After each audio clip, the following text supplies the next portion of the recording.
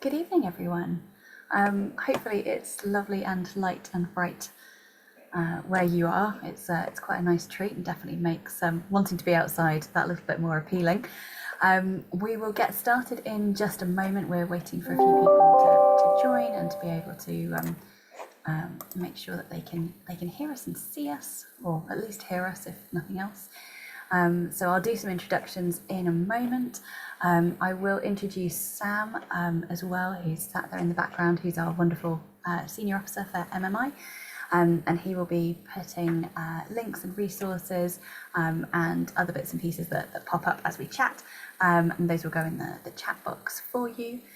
So do keep an eye out on everything that he will be sharing. If you need any help or support while we're talking, if any of this brings up anything that you do feel that you need to reach out and have any further discussions on, then we would absolutely recommend VetLife, and the details for them will go in the chat. But also Samaritans and Shout as well are two excellent charities that are always there 24/7. So we'll make sure to share those details later on as well. But hopefully this campfire chat will be uplifting, inspiring, and we'll all be getting our trainers on as soon as we get finished. I think we've just about got everybody in the room now, and hopefully you can all hear us. If all of our lovely guests can keep themselves on mute, that would be great, and we can make sure that we can hear all of our speakers. This is the last campfire chat in this season. So as the season has progressed, we've done all sorts of different topics from allyship, and now we're finishing up on movement. So if you haven't seen the other campfire chats, then do go and take a look on the MMI website. You'll be able to see the recordings there and the resources. And what we will do with this one will also be recorded. We will stop it at the point that we go to any Q&A session. So if you do want to ask a question towards the end, then you're very welcome to do so, and that won't be recorded so that you can preserve your anonymity. But if you do have any other questions throughout, then do pop them in the chat. That won't be visible once we've recorded, and if we've got space, I'll link into it. But we have got quite a few questions, and a lot of you have already submitted questions in advance as well, which are looking excellent. I think we've probably got about 2.5 hours worth already. So I'm going to stop talking in just a moment. So we've done how the session is going to look. We've got 57 minutes left to go before our time is up, and I will try to keep us to time as much as possible. We will have lots of great information here this evening, and the resources will be sent out at some point in the next couple of days once we've done with that. So you're not here to listen to me, but just to tell you who I am Angharad, and I'm the director for MMI at the RCVS, and I have the joy of working with the MMI team and sharing everything that we do. So that's me done with now. You can relax. I'm going to put you in the hands of our wonderful experts here. So if you'd all be kind enough to introduce yourselves very quickly. Liz, you're next to me on the screen, so we'll start with you, then we'll go to Dani, and then we'll go to Jackie, and then we'll get started. Yeah, thanks, Angharad. Lovely to be here speaking with you all. So I'm Liz Barton. I'm a vet, 20 years graduated this year. Been in practice for 17 of those, now work in a non-clinical role. But I started sort of accidentally diversifying a few years back when I was really keen to explore different wellbeing tools for veterinary professionals. So I co-founded the not-for-profit initiative and run WellVet through that, which basically provides a space where people can come and explore different mind, body and soul wellbeing tools. We've also hosted both in-person and online events for people to just come and have a go at experiencing different tools to build their own wellbeing toolkit. So that's why I'm here today. Thank you. Dani. Hi, my name's Dani. I am an RVN of 6 years and a yoga teacher of just one, actually, just coming up to 1 year. So I'm I've got a sort of a diverse background of having worked in referral practice for quite a lot of my time as a student and as a qualified nurse. And then I went on to work at the University of Bristol in a sort of non-clinical role, which I really, really enjoyed. It gave me a taste of sort of what it is to be sort of on the other side of being a student.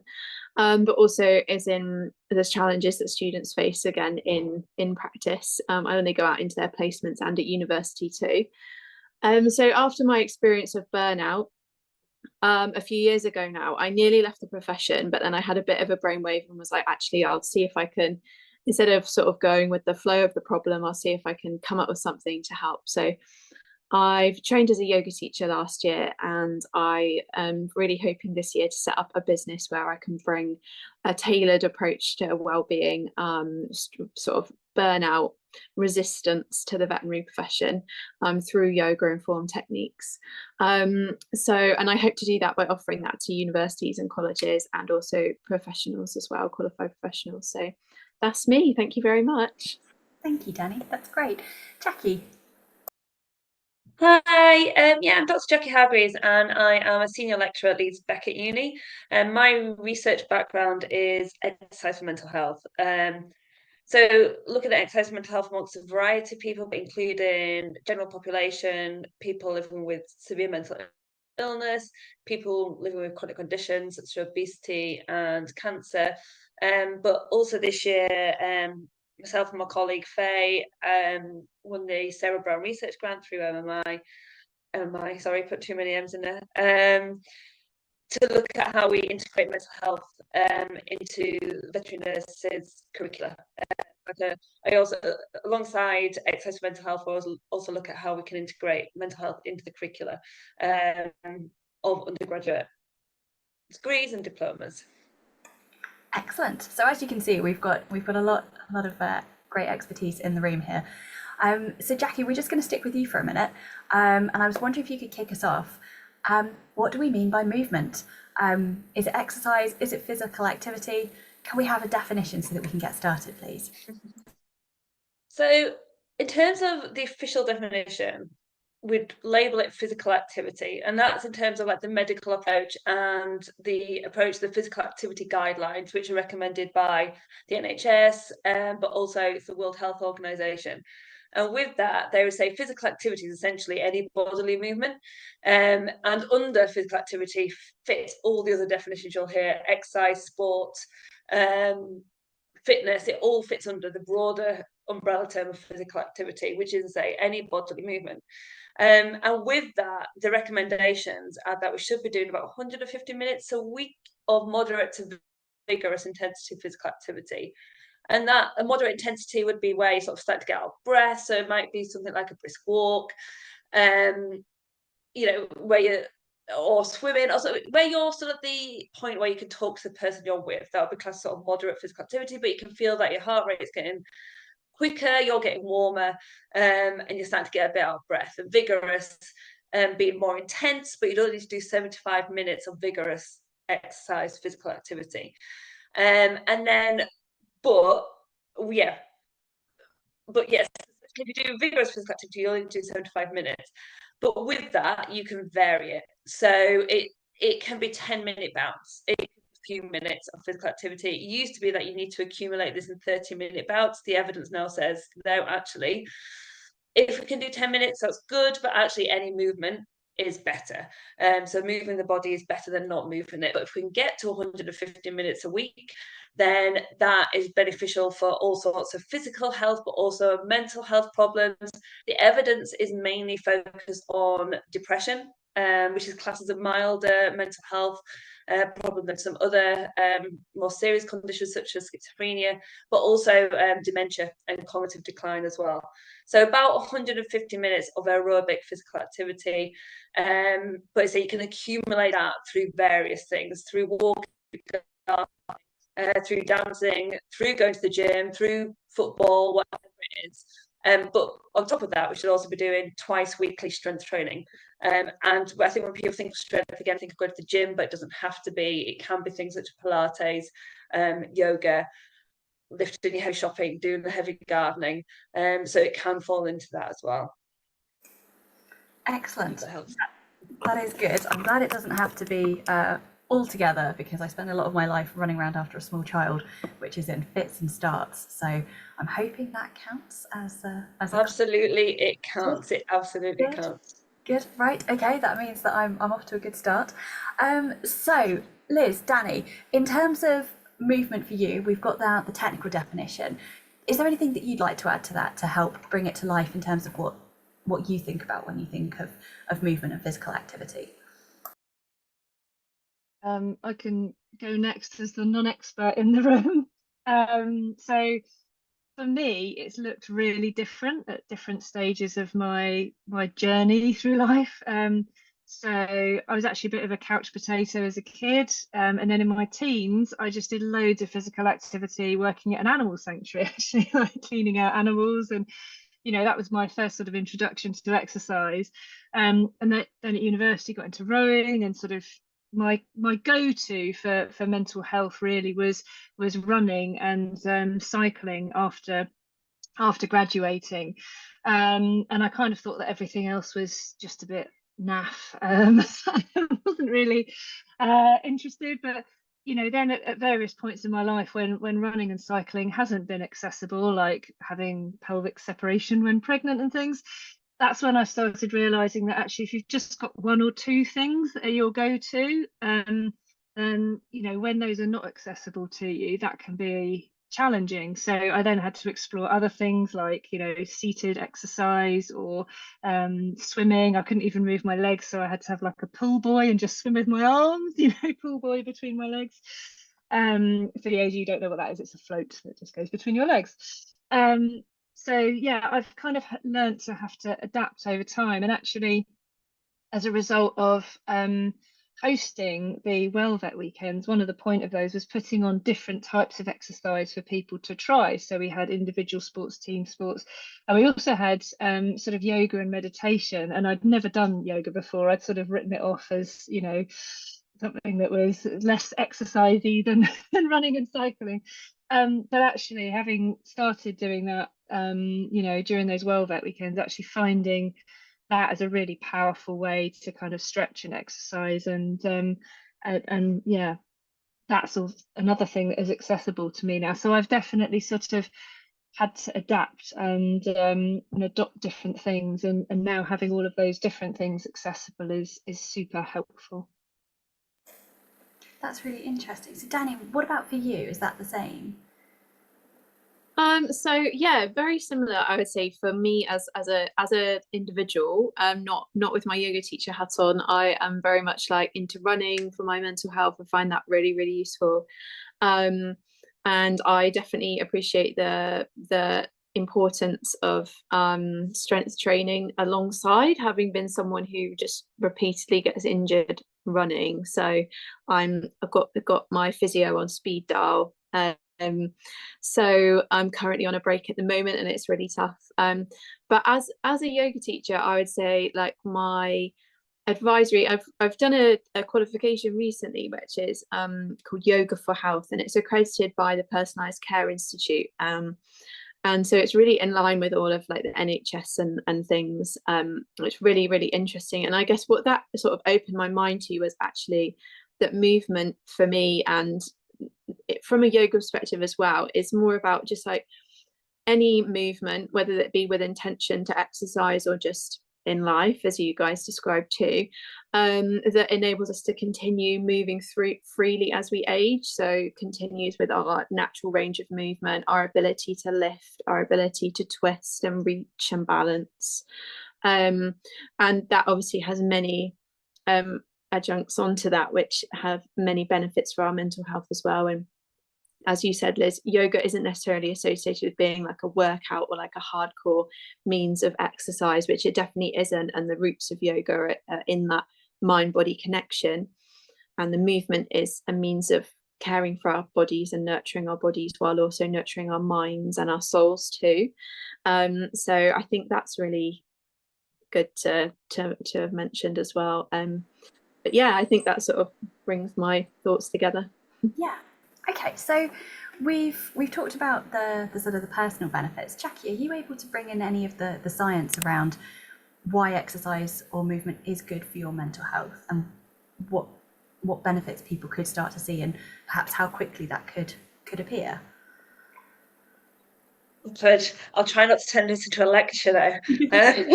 So I'll try and keep it brief and not so and not boring. I guess why and the benefits. I mean, there's so many benefits. But I guess on the other hand, we should also caveat with it can actually be detrimental to some people and isn't always good for mental health. So we should also look at it from that perspective, that for some people it can become actually problematic. We can do too much, some people could do, and it could become an addiction. So there's always that side to caveat it with. But in general, it can provide so many benefits. And in terms of sort of working life as well, there's a cognitive benefit. So it can help us make decisions better. It can make us help us work more productively, can make us nicer to be around, and sort of more social as well. But it can make us feel good. I say not always, because actually sometimes we can do exercise that we might not find that pleasant, and actually we might not like it. I did actually a hard run session earlier, and I finished it. I was like, I hate it. Why am I doing this? And there's certainly other times where I do, I will do things like yoga because I'm like, I just can't be bothered today, but I know I need to do something to keep myself going. And it's that keeping yourself going is sometimes a difficult thing, but we'll come to that later. I'll stick with the benefits. So there's all sorts. Mental health, physical health, and of course you can't separate those. A bit like Dani was saying with the mind body. If you start to feel good physically, you start to feel good mentally. So whether that's you feel a bit stronger, you feel a bit more robust in yourself, for whatever reason, you feel a bit fitter, you feel like you can achieve more. It can really help from that perspective. And I guess that is all tied in with the mechanisms, the why does exercise make us feel better. It can make us feel better quite often because we have done something, because we have moved our body, sometimes in a meaningful way.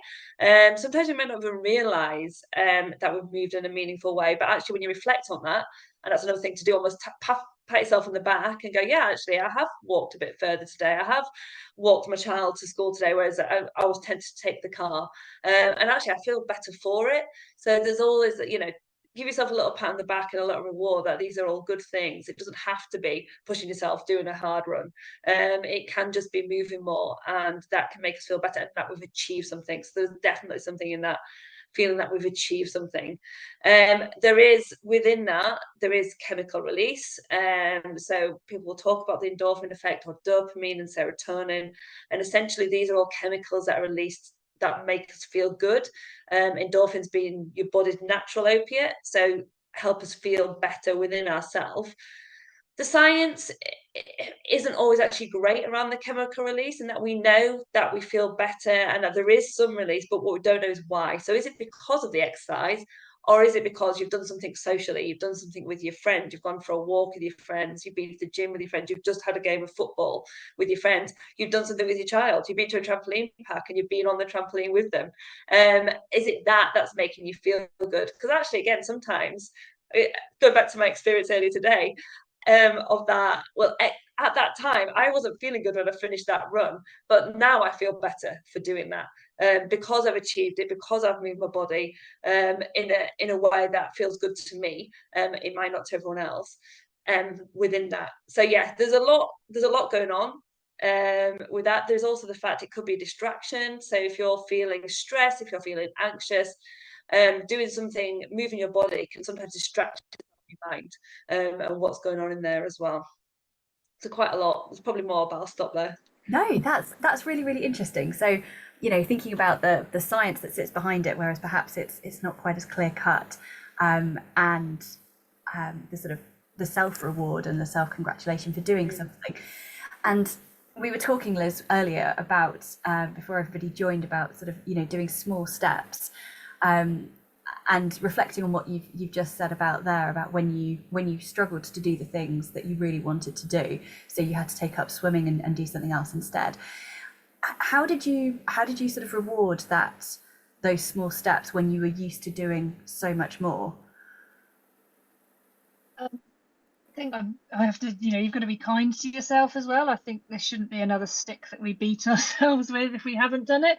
So, for example, today I've done a 10-minute walk to take my daughter to school, and that's it, because I've had back-to-back meetings all day, and also my back's been out, so I haven't been able to do as much. But sorry, I'm going to. Oh, you're still muted. But I ended up weirdly like doing squats whilst I was waiting for the kettle to boil, these kettle squats that I came across recently. And I also did some stretching, just some back stretches because I was getting stiff at my desk. And I thanked myself for that, because I easily, kind of old me, former me, would have not bothered to do that, and I just sat here and probably popped an ibuprofen. So I think there are just these little things that we can do. And I think once you sort of learn to be a little bit kinder to yourself and not use exercise or movement as a stick, but instead, really use it as a carrot and think, even if I do something small, I mean, I'm somebody that in 2 weeks' time I'm going to be cycling 100 miles. I do half Ironman triathlons. I like proper, like hardcore, half day. Let's get out there.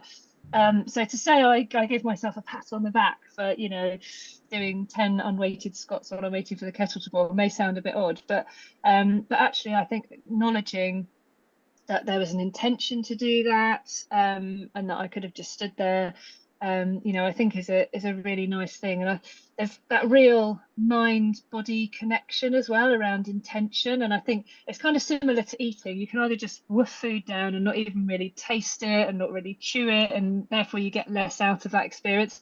I think it's the same with exercise. Like if you actually put your mind into it, if that walk that I did today to take my daughter to school, when I'm walking home, rather than getting out my phone, actually thinking about breathing, thinking about looking around me, thinking about what it feels like with the ground under my feet, going to the gym and doing weights, actually sort of being mindful as I'm moving those weights, has that kind of reciprocal benefit of it engages your mind in what you're doing, but it also has bigger benefits in terms of the outputs that you get, in terms of the boost to your physical health or muscle strength or whatever it might be. So I think really connecting with it, doing it intentionally, and giving yourself a pat on the back no matter how big or small. I think that's really important. So Dani, considering your sort of yoga teacher hat, I'm going to guess that you have lots of people who come to you who haven't really done much exercise for a while, are perhaps a bit scared or anxious about, how do I make this routine happen? How do I do this? How do I commit to it? What's your advice? How do you help people think about how they build this in as part of their weekly activity or daily activity? Well, I think I've recently listened to the audiobook Atomic Habits, which I know is quite a popular one, so I'm sure a lot of other people have thought of that too. But I do, as a yoga teacher, I do try and sort of incorporate some of those bits into my advice. So a lot of people come to yoga thinking it's like a nice little gateway into like movement and exercise again, perhaps as you said, like after a bit of time off and their confidence is quite low. And something I find really helps, like what we call like activation or patient activation, or that ability of the individual to take charge of their own health. It's just giving them a little bit of knowledge about how their body is supposed to move, and how what areas of what muscles are sort of engaged in certain movements and things like that, and giving them a bit of sort of autonomy over understanding how their body works in terms of the movement. So when people are sort of, it's like, like a low confidence thing, I think that can help. I try and sort of empower them with things like, a bit like how Liz said, as in you can get little moments of mindfulness with your movement throughout the day, even if it's just as simple as like, doing some backwards and forwards heel toe raises while you're waiting for the kettle to boil, practicing your balance and things like that. And in doing that, you are really sort of toning that part of your brain that is associated with balancing, and which is really going to be beneficial to you as you get older. And just various other things as well, just with with sort of habit stacking and things like that, which I find really good, and making it easy, making it appealing. So having that social side of it. So perhaps I've really found that with my yoga teaching, that people who come to my classes with a friend come a lot, you know, the longevity of their practice is and the consistency is a lot more sustained. So I think that, you know, adding something on that you already love, which is socializing, bringing movement into that, I think is really beneficial as well. And I've really noticed that since I've been teaching. I think that's a really important element, isn't it? The socialization part. So thinking, and this might be a question for all of you, but thinking about perhaps working shift patterns, or just the volume of work and being so tired at the end of the day. And it's perhaps a little bit easier now because it's lighter, it's brighter, it's easier to maybe just go for a pot around a few streets or those sorts of things because it's not dark and wet and cold. But let's sort of have the worst case that, you know, we've got people who are really tired. They've perhaps not been able to eat a huge amount in the day or nourish their body in that sense.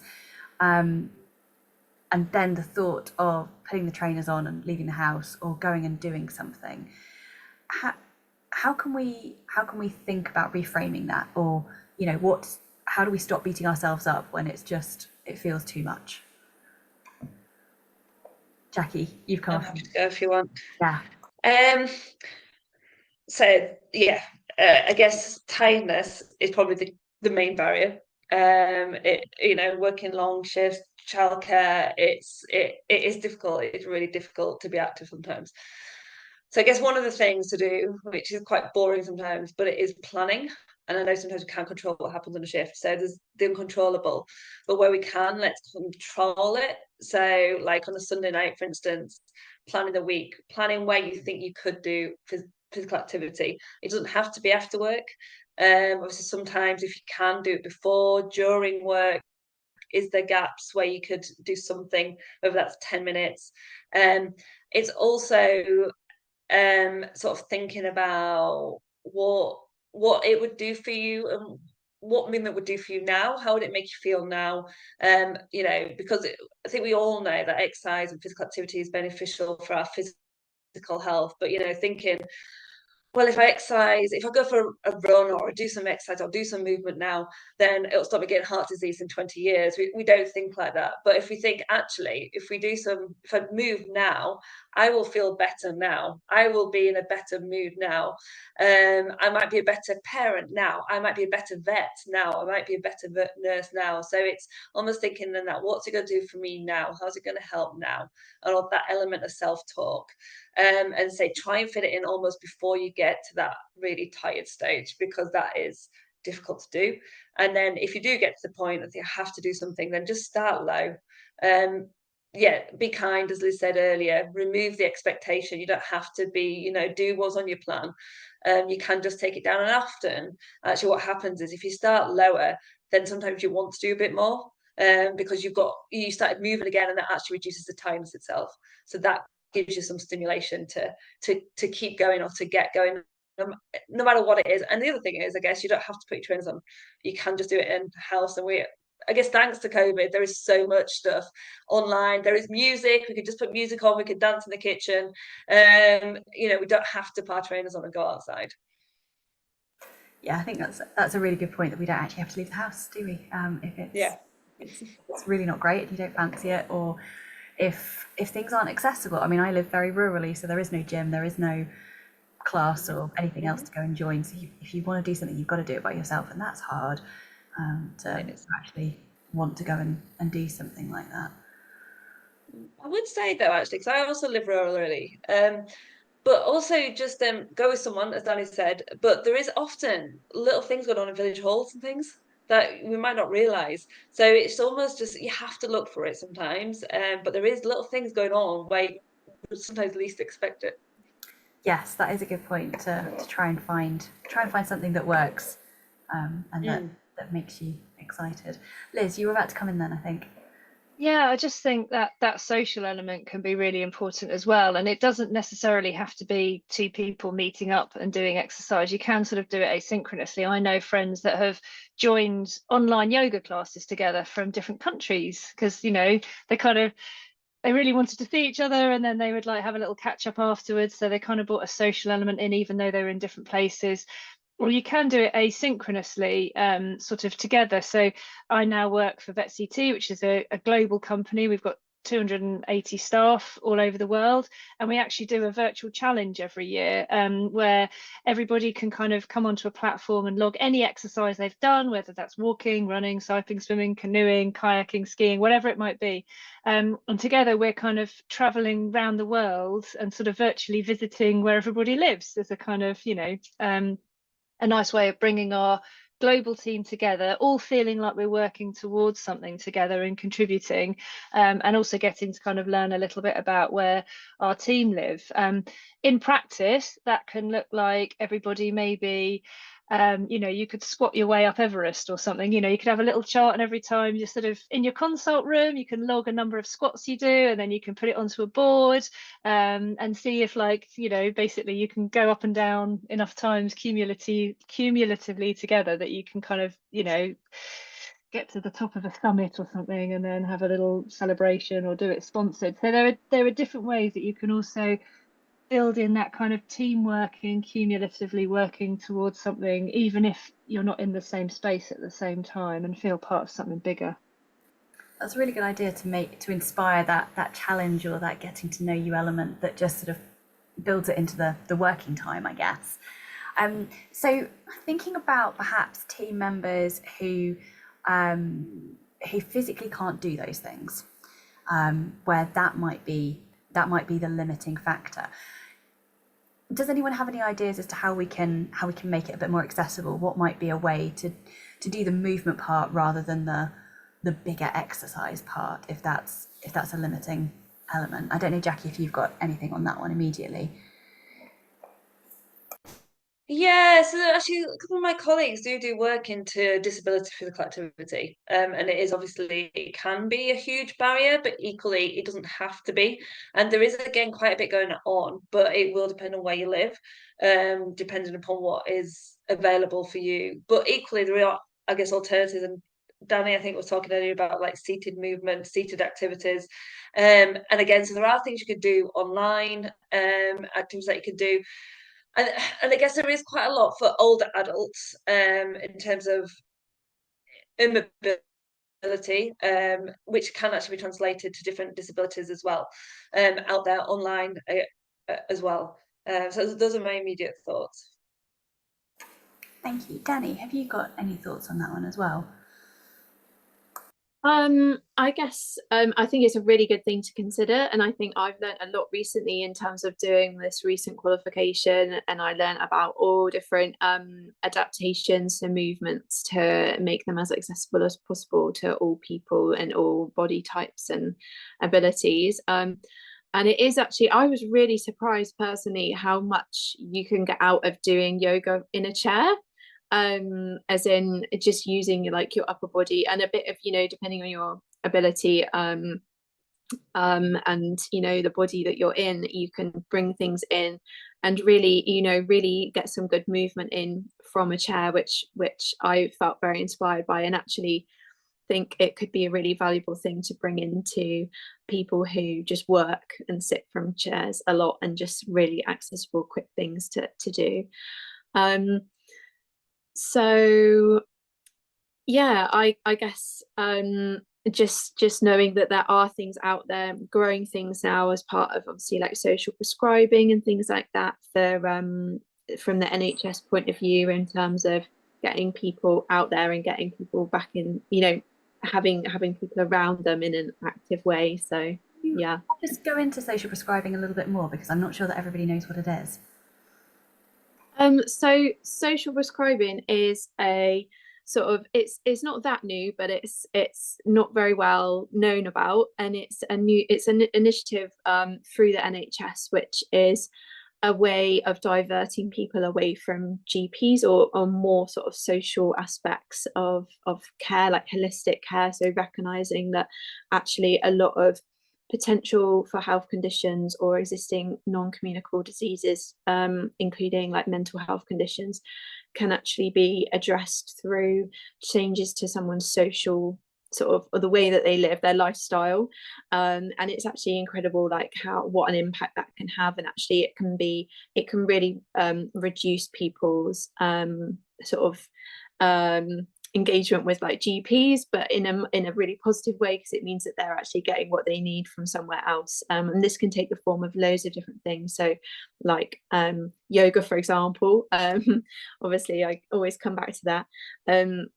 But loads of different means of movement, different types of sort of like social events. One of the big buzz things at the minute is well, and always is like social isolation as being a massive factor in development of sort of physical and mental illness and disease. So actually, you know, combating that is really great, and that's social prescribing is all about that. So trying to solve that problem as much as possible. So that sounds like if we were to think about the workplace and as a way to sort of perhaps persuade management to go, hey, we need to do something, that might be a key way of unlocking perhaps that reluctance to give people some time or to provide some space so that people could do something. Do you think that would work as a way of trying to make it easier within the working day and the working environment to get that? I don't know, Jackie, have you got any thoughts on persuading the workplaces to get more involved? I think one of the biggest persuading factors for sort of line managers, bosses, is that it helps productivity. So it can actually help us work better. It can help teams because again, if we're in a better mood, we get on with people better. It can make for a better working environment, so people want to go to work more. So that would be the argument I would come at trying to persuade people, would be that actually it can make us more productive, it can make us work better, it can make us make better decisions, which I think, you know, in veterinary is obviously really important. So that would be the angle I would come at it from. And does providing a space within the workplace, is that something that is helpful? Yeah, it is. And just showing that it's something that's encouraged. So I think, yeah, like things such as flexible working, knowing that you can come in a bit later because you've been doing exercise and that's okay, or that you can go out at lunchtime, or, you know, you've got a break and that's okay to go out and get some fresh air. Just knowing it's okay. And that, you know, it's something that's encouraged, you know. And again, if line managers, bosses are doing that, and it's visible, then people know it's okay to do that, and, you know, leave a bit earlier if you know you're feeling tired, but you might pick up work a bit later. You know, that flexible working and showing that it's okay to move. You know, so there's a colleague at work who does some work on exercise snacking, which is actually something we talked about a little bit, but it is just that sort of, you know, you've been sat still for 20 minutes, you know, get up, do some squats, do some lunges, you might make a cup of tea, do some. But if people are seen to do that, it all becomes more normal and something that, yeah, okay, they're doing that, I can do that too. So yeah. I like the idea of exercise snacking. That sounds like perfect two activities combined, although probably fewer chocolate biscuits than I'm imagining. So from what you've just said there, Liz, I'm wondering if you could talk to this point about leadership and role modeling here, because from my understanding, you know, as a leader within your organisation and within, you know, role modeling within the professions, you do a lot of this, and you were talking about some of the fun activities that you've been doing this week. Do you think, and I'm assuming it's a yes, do you think leadership is important when it comes to helping people make time for this and encouraging people to look after themselves? Yeah, thanks. I was just thinking on that actually, because there is almost that sort of shadow of the leader that's sort of cast in the, you know, practice or in the workplace, that people tend to follow. So, you know, actually having, I mean, we sort of go back to things around, you know, things like leaving on time and taking a lunch break. If you see your boss doing it, then you feel better for you doing it. Whereas if they never do and they always leave late on time and never there for their kids to pick up, you feel sort of that sense of, oh, maybe that isn't, you know, acceptable here. So I absolutely think there's a role modeling element, and things that leaders can do to kind of support that is even things like suggesting walking meetings rather than sitting ones. So if they're having a, you know, your quarterly check-in with you or whatever, then maybe suggesting that you do that walking. And I think particularly during winter time, you know, when we have less sunshine and, you know, we're all low in vitamin D, and seasonal affective disorder can, you know, impact our well-being as well, that kind of trying to use those midday portions of like encouraging the team, maybe giving people 10 minutes more at lunch break so they can actually walk to somewhere, you know, or do a walk around the block, you know, when it's not as sunny and nice, but they are getting some fresh air, and just a bit of time to move. So I think actually leadership, it doesn't have to be huge chunks of time, it doesn't have to be organizing things, but I absolutely think that, you know, by role modeling that even in little ways is really powerful. I mean, the example I was sort of talking about earlier is, you know, a few of us entered the Cambridge Half Marathon, which is in March. So it's kind of, you've got to train, you know, you pretty much finish your Christmas dinner and then think, oh gosh, we're not going to start running.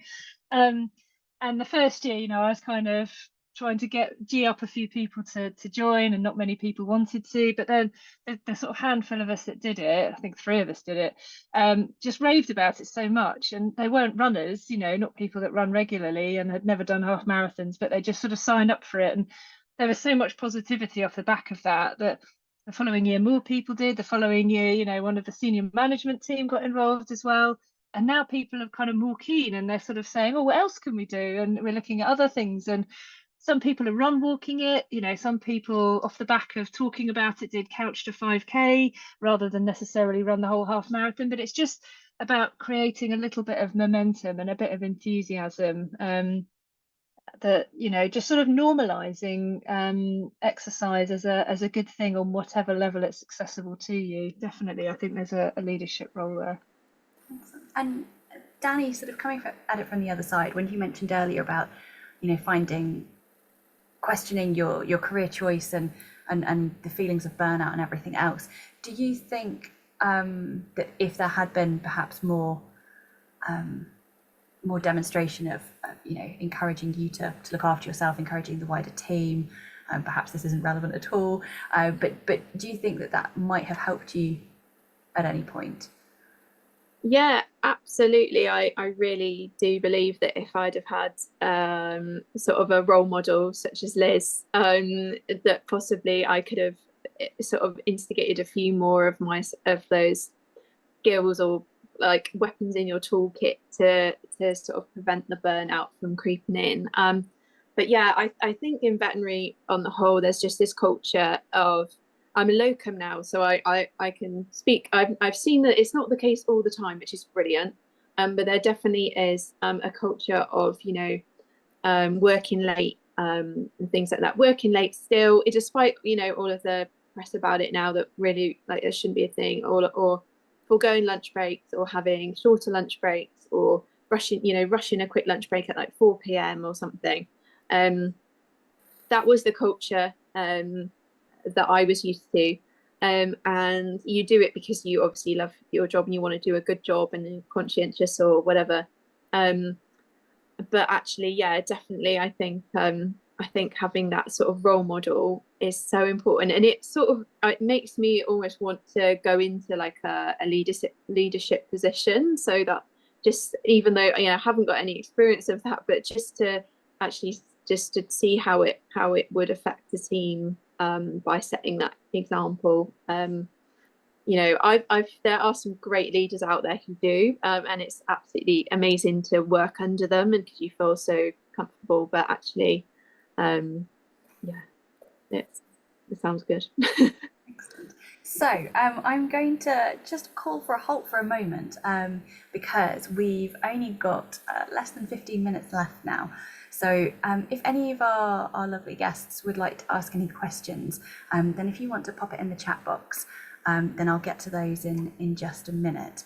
And then what we're going to do towards wrapping up is we're going to ask all of our speakers here for some top tips as to what things people can do, how to make it easy, favourite sort of activity choices, or getting the blood flowing sort of choices. So if anybody's got any questions, I'm just going to have a look now. The first one in here is about shower facilities. That's actually quite a key point, isn't it?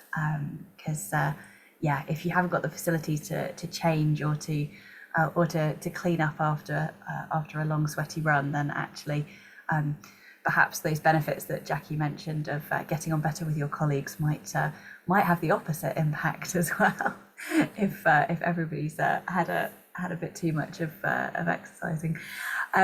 So that's something else that we need to consider, isn't it? And especially for leaders who are listening to this, to think about what facilities do the staff have, what can you do to encourage or to make life that little bit easier, because not everyone will have the facilities or have the funds to be able to put those in. So finding other ways to help people do that movement, or giving them time and space to go and do that is probably quite key to put some thought into, and get that moving. I'm not seeing any other questions pop in here, so what I will do is I will there is another question that I had that's on the list, that is looking at work-life balance, and managing stress and anxiety and sort of different expectations. So I wonder if I might just be able to sort of expand this topic a little bit further in terms of how we help people to ask for different flexible working arrangements. I don't know if that, Liz, if you might have any sort of insight on how we help people make that sort of ask to say, hey, in the winter I need to go ride my horse in daylight hours rather than never seeing them other than in their stable, that sort of thing. Have you got any top tips? I mean, I certainly, flexible working is always that two-way street, isn't it? Sort of recognising the needs to sort of fulfil the hours and provide the care for patients. There've been a couple of times, so I sort of did flexible working in the sense that I worked week on, week off night duties. So in my weeks off, I obviously had more time to exercise. So where there's sort of those different shift patterns. I actually had one experience when I was pregnant, and I was really tired, and I just really struggled to get out of bed in the mornings. But actually, once I was up and going, I was fine. And I actually negotiated a half-hour later start with my bosses, and then I took half an hour less for lunch. And so, I was still working the same amount of hours in the day, and they just moved, some clients around. So, small accommodations like that can make a big difference, and things like that really did help me to sort of fit, basically to sort of stay working longer at times when I wouldn't have. And in my first job in the Lake District, we used to have, I was a large animal vet there, and sort of a mixed practice, I should say.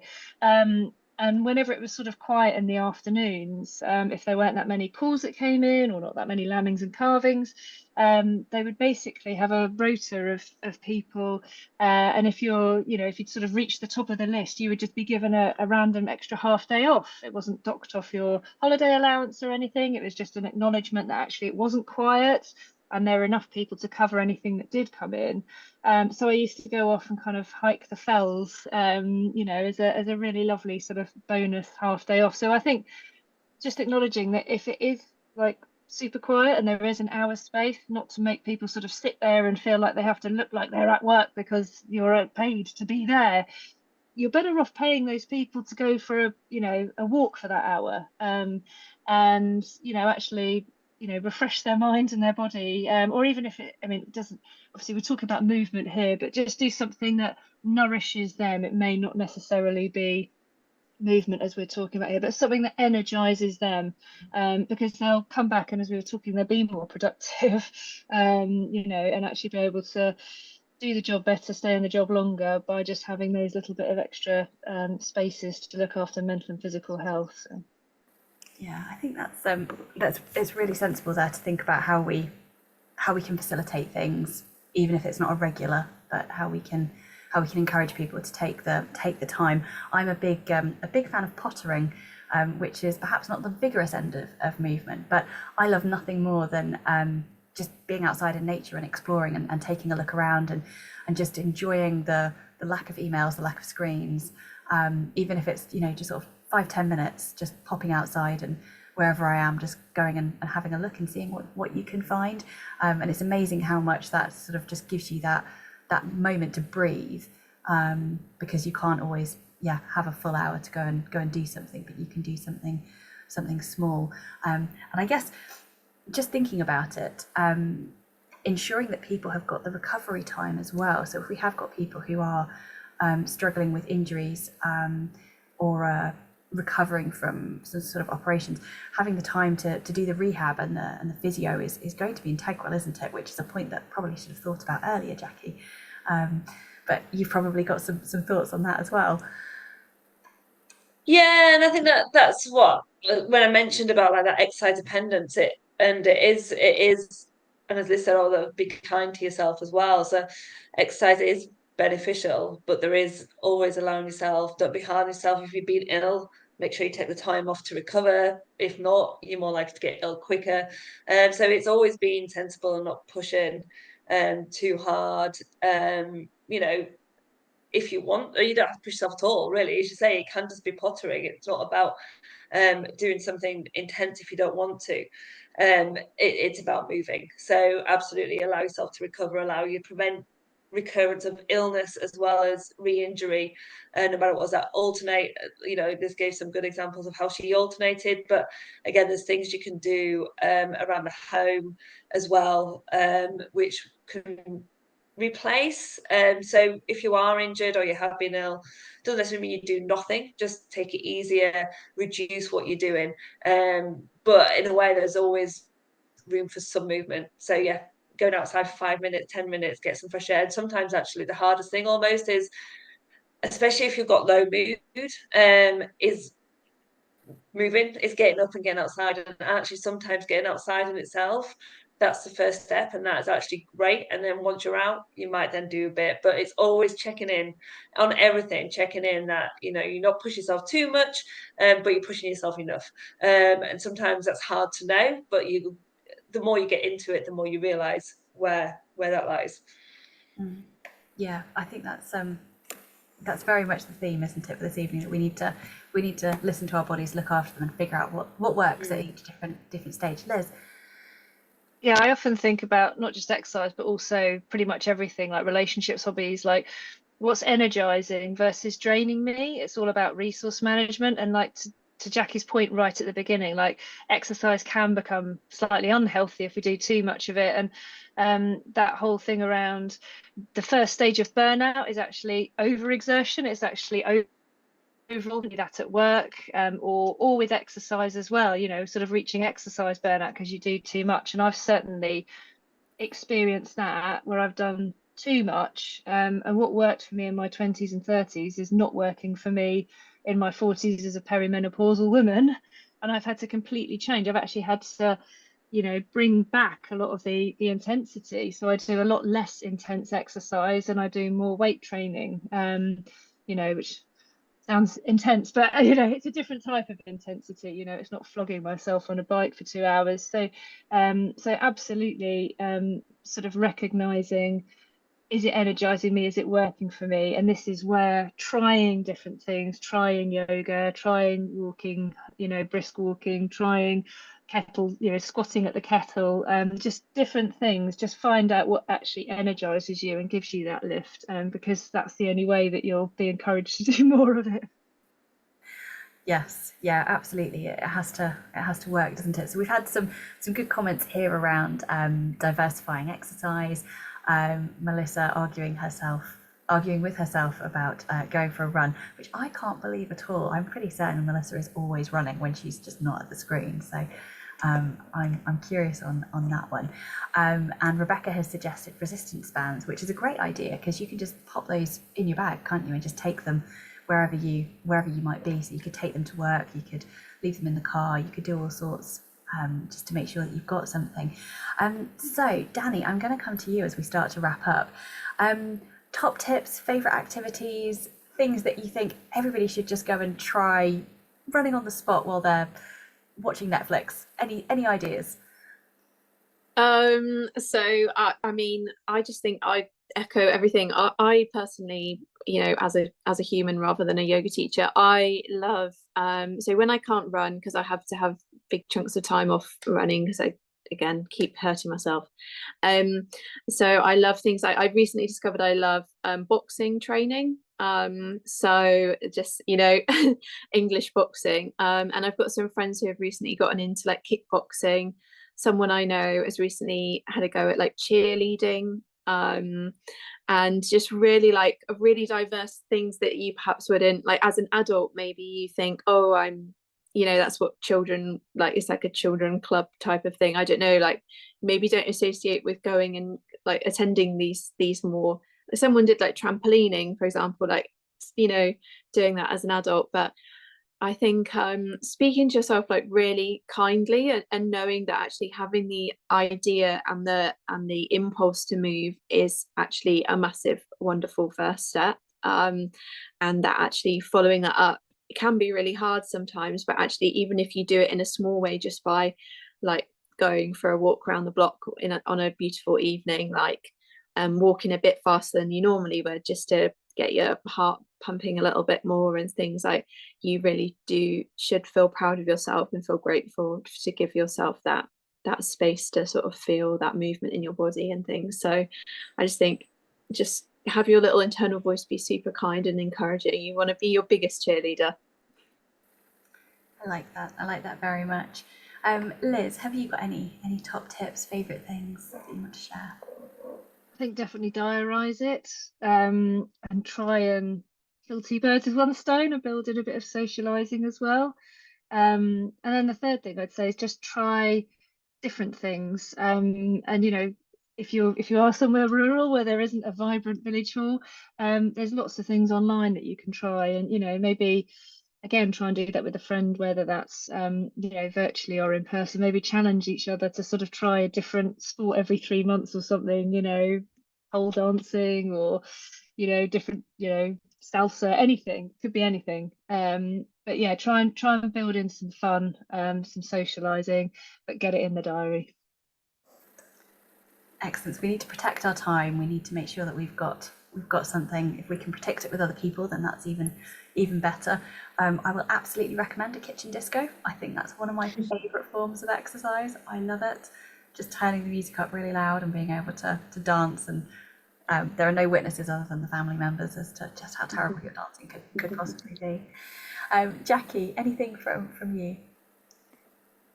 Yeah, I think that element of fun, if something's fun, we're more likely to look forward to it and want to do it rather than have those internal battles. I like that, have an argument with yourself about running. Like, same, it's often always feel better after. And actually with that, a lot of it is around that self-talk, that internal dialogue, and it's telling yourself, because and what I discuss with students often, it's that what's stopping us from exercising is our thoughts. It's my thought that's stopping it, nothing else. It's not the weather. It's my fear about the weather because it's cold or it's raining or it's just not the right temperature, whatever it is, you know, all those barriers you put in place, it's our own thoughts generally, you know, even the tiredness. Sometimes it might be pain that we're feeling, but often it's our own thoughts that's stopping us from going outside. And actually, if we can control those thoughts and tell ourselves, I will feel better now, then we can do that. So it's, you know, going out when the weather isn't quite right. I will make any excuse to not go out, but then I'll tell myself no. I will feel better. And actually, if it's raining, I feel even better when I get inside because I get an even bigger boost because I've done something, you know, achieved more for doing that.